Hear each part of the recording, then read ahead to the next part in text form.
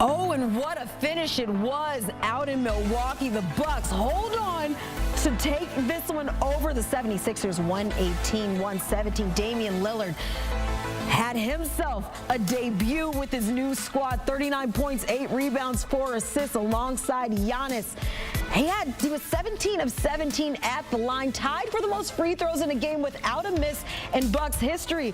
And he helped lead his team to their season opening win over the Sixers. And for more, we welcome in CBS Sports NBA insider Bill Reiter. What a matchup it was between these two teams. The Sixers, they hung with Milwaukee there until the end, until Dame was able to help pull this one away, which, speaking of Dame, franchise record 39 points in his debut. I mentioned what he added, his 8 rebounds, 4 assists, and 37 minutes of action. Giannis adding a double-double with 23 points and 13 rebounds. Just what do you make of their first outing together in Milwaukee?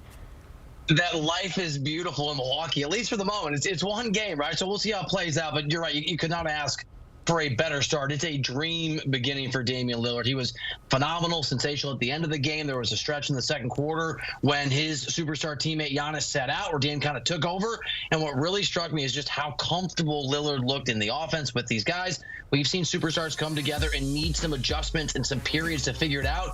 It's one game, but so far it looks like a match made in heaven. Credit to John Horst, the GM, and the Milwaukee Bucks. They're riding high because you're right. Damian Lillard had himself a debut, and that means the Bucks look already like that championship contender we all expect them to be. It's just one game, but you cannot not be excited watching these two together and what they were able to do, that magic we saw on the court today. But let's talk about on the other side of this game. Again, the Sixers climbed back into this one, narrowly lost in the final minute of that game. Just how do you assess how Philly performed in this one? And you got to think about this without the presence of James Harden.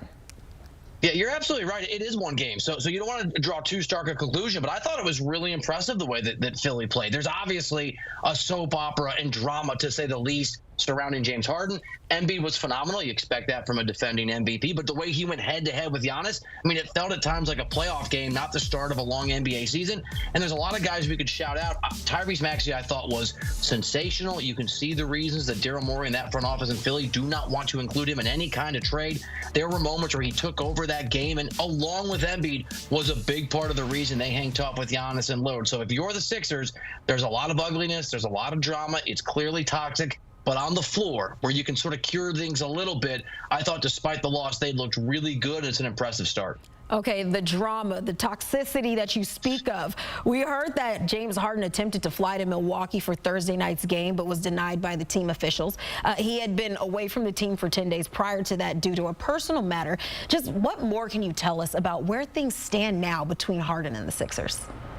More of the same, and I'm told that it's nothing good. Obviously, it is not a situation where Harden and his front office and really the organization are on the same page. We've got reports out today and confirmation from the NBA league office that they're investigating the Sixers because we have this new policy where you can't rest stars unless there's a valid reason. So now the NBA league office is in the mix, and we are where we were a week ago, 2 weeks ago, 3 weeks ago. An unhappy James Harden, a stubborn or at least determined Daryl Morey, who runs basketball operations, not to trade him for less than he thinks he should get in return. A Clippers organization that has backed up a little bit from being the only team negotiating, and probably a pretty long, if not intractable reality. Harden wants one thing, the Sixers want another, and they're far from an agreement still today, even though the season's underway. Okay, despite being far from an agreement, Bill, if I had to ask you, if you could give me a guess, when do you expect that we see Harden make his debut in Philly? I think he'll be on the floor when we return or when they return from this road trip. They've got Toronto next and they go back home.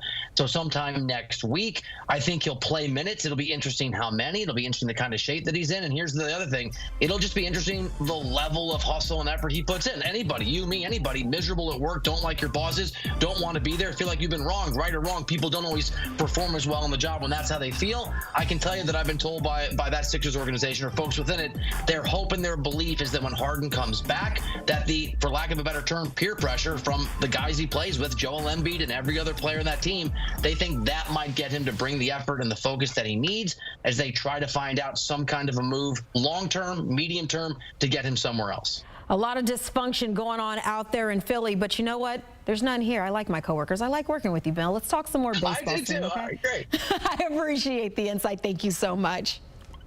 And here's a look at what's coming up for the Bucks and 76ers. Philly is back in action on Saturday against the Raptors, followed by a home matchup with the Blazers on Sunday.